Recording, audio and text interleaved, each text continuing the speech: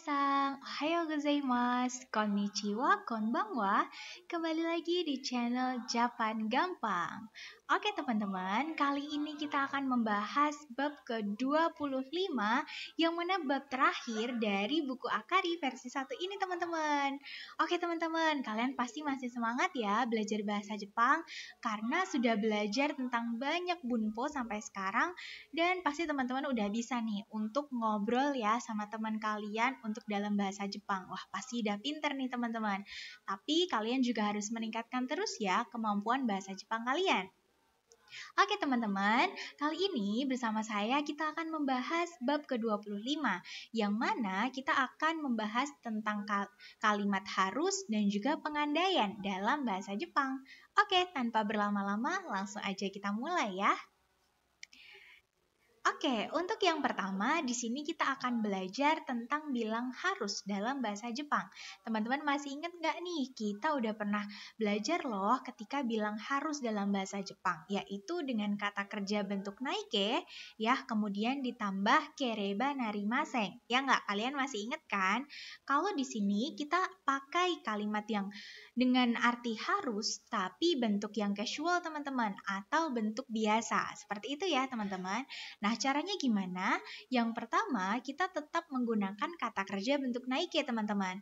Tapi di sini tinggal kita tambahkan to di akhir. Jadinya naito. Seperti itu ya untuk di akhir kalimatnya.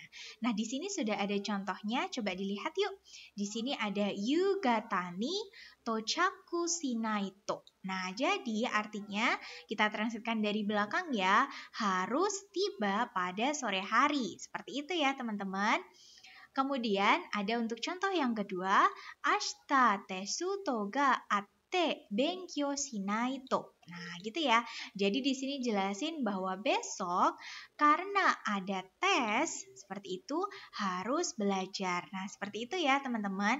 Jadi untuk T di sini pasti teman-teman masih ingat ya untuk akhiran kata kerja T itu bisa artinya lalu, kemudian juga bisa artinya karena. Seperti itu ya teman-teman, tergantung konteksnya ya. Oke, kalau gitu kita lanjut untuk contoh yang ketiga. Di sini ada kohio gochumon shita ato haiyu no shigoto suzuke naito. Seperti itu ya teman-teman. Jadi pengertiannya kita lihat dari sini ya. Oke, ada taato. Pasti kalian masih ingat ya bahwa ini artinya setelah ya.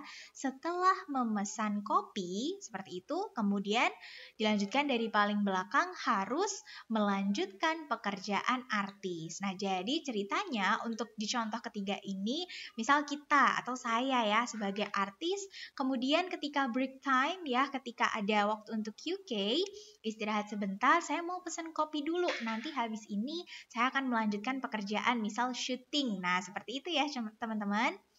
Oke, kalau gitu kita lanjut untuk di bunpo selanjutnya ya. Nah, kali ini kita akan belajar untuk membuat pola kalimat pengandaian ya. Tapi pengandaian di sini bersifat pasti ya teman-teman.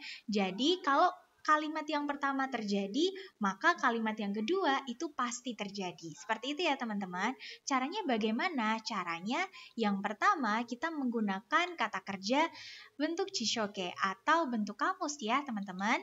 Kemudian ditambahkan di sini to. Seperti itu ya. Oke, setelah diikuti dengan kata kerja bentuk jishoke ditambah to, maka di sini ada kalimat yang kedua, teman-teman. Yang mana umumnya ini juga akan terjadi. Seperti itu ya, teman-teman. Contohnya, ini kalau pengandaian ya, ketika satu kejadian terjadi, maka kejadian yang lain terjadi. Contohnya, kalau kita memasak air, maka mendidih. Nah, itu kan sudah pasti ya, teman-teman, itu akan terjadi. Misal lagi, kalau kita mau bilang kalau merokok, maka kesehatan buruk. Nah, seperti itu sudah pasti terjadi ya, teman-teman. Oke, kita lihat untuk contohnya ya di sini biar lebih paham. Kyou wa hareru to kankochi ni hito ga takusan kimasu. Nah, gitu ya teman-teman. Kita coba translatekan dari partikel wa ke depan dulu teman-teman, yaitu hari ini ya, kyou wa. Kalau cerah gitu ya, kalau cuacanya cerah seperti itu, kemudian kita bisa pastikan ya pasti orang ini jadi banyak yang datang ke tempat wisata. Seperti itu teman-teman. Kemudian ada contoh lagi nih untuk yang kedua ya. Kono testo wa shucho suchu. Oke, kita lihat untuk contoh yang kedua ya, teman-teman. Ada kono testo wa shuchu suru to gokaku suru koto ga dekimasu. Jadi pengertiannya tes ini seperti itu kalau dilakukan dengan konsentrasi seperti itu ya, atau apabila konsentrasi, nah maka pasti bisa lulus. Seperti itu teman-teman. Kemudian untuk contoh yang ketiga ada kono kikai no botang o osuto kikai ga ugokimasu. Gitu ya teman-teman. Jadi pengertiannya dari sini ya. Kalau menekan tombol mesin ini gitu ya. Jadi misal di dalam pabrik kemudian ada tombol di situ. Kalau tombol ini ditekan pasti mesinnya bergerak. Seperti itu ya teman-teman. Jadi kejadiannya ini sudah pasti terjadi atau pada umumnya terjadi. Seperti itu ya teman-teman. Nah, kalau tadi kita belajar tentang pengandaian yang pasti terjadi, kali ini di Punpo yang ketiga kita akan belajar kalau pengandaian ini tidak terjadi atau mungkin kita belum tahu ya, akankah kejadian ini akan terjadi atau tidak. Seperti itu ya. Nah, caranya di sini untuk kata kerja kita akan ubah dalam bentuk take terlebih dahulu teman-teman. Masih ingat ya teman-teman, ini adalah bentuk lampau dari mashita tapi bentuk futsu ya. Kemudian kita tinggal tambahkan ra. Jadi biasanya kata kerja menjadi tara, seperti itu ya, baru diikuti dengan kalimat selanjutnya. Kalau kita mau pakai kata sifat, itu juga bisa teman-teman. Misalnya di sini kita pakai kata sifat i, maka untuk akhiran i di sini harus dicoret terlebih dahulu ya, baru kita gantikan dengan kata kata. Seperti itu ya, dengan kata ditambah dengan ra, jadinya katara. Seperti itu ya teman-teman. Kalau untuk kata sifat na, untuk na-nya kita coret, kemudian ditambah dengan data, jadinya datara. Seperti itu ya. Sama halnya dengan kata benda. Kalau untuk kata benda, kalian langsung tambahkan saja dengan data. Kemudian ditambah dengan ra di akhir, jadinya datara. Nah, ini kita bisa translatekan artinya kalau, atau kita juga mengandai-ngandai juga bisa. Andai aja atau andaikan, seperti itu ya teman-teman. Jadi misal saya bilang, andaikan saya kaya, saya mau beli rumah 5 tingkat, misal seperti itu ya, 5 lantai. Contohnya seperti itu.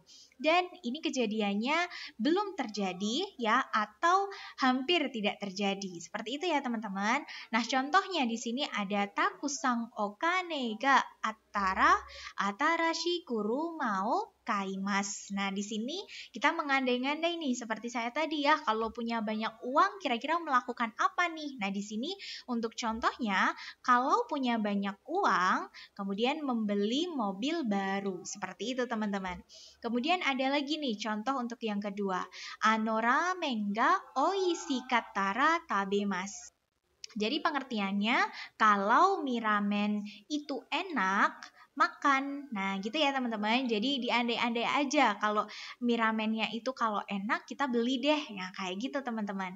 Kemudian ada contoh yang ketiga. Di sini ada ame dattara asobi ni ikimasen. Nah gitu ya teman-teman. Jadi pengandaiannya kalau hujan, nah ini belum tahu ya, mungkin lagi mendung seperti itu atau untuk rencana di masa depan, besok seperti itu, dia bilang kalau hujan tidak pergi untuk bermain. Seperti itu teman-teman. Tapi kejadiannya ini belum pasti terjadi ya. Seperti itu teman-teman. Oke, kalau gitu kita lanjut untuk di bunpo selanjutnya. Nah, di sini kita akan fokus dalam kata moshi, teman-teman. Moshi di sini bisa diartikan kalau ya. Biasanya kata ini mengikuti pola kalimat pengandaian ya. Jadi mempertegas untuk pengandaian itu sendiri, teman-teman.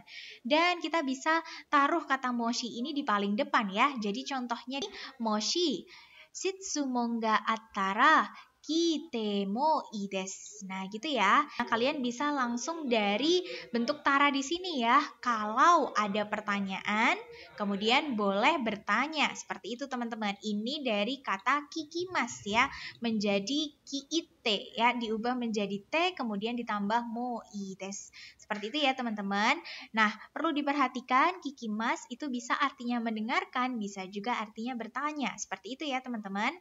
Kemudian ada untuk contoh yang kedua yaitu moshi shukudai ga takusang attara ikimasen. Nah, jadi di sini mengandaikan kalau ada banyak PR ya di sini kemudian tidak pergi. Nah, misal aja kita lagi ada tugas banyak nih, diajak main sama teman. Nah, karena ada banyak tugas jadi nggak bisa pergi deh. Contohnya kayak gitu.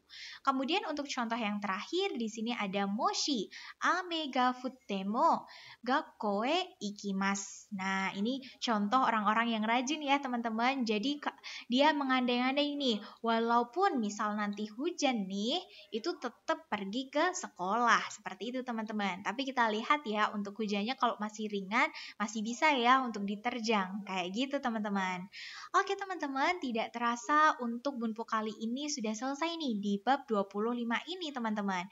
Saya harap teman-teman untuk selalu menghafalkan kotoba yang ada di bab sebelumnya ya, dan jangan sampai lupa.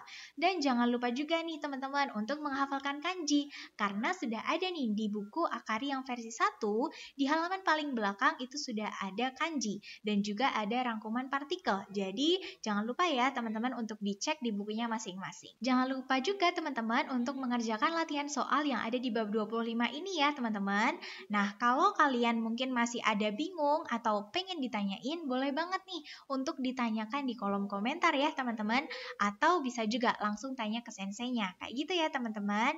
Oke, tidak terasa kita sudah selesai ya untuk membahas di bab 1 sampai bab 25 ini. Saya harap teman-teman selalu semangat dan bisa untuk menuntaskan sampai bab 50 teman-teman. Oke minasang, ja korekara Nihongo no benkyou ga owarimashita. Domo arigatou gozaimasu. Otsukare sama deshita. Hai minasang, mata mite ne.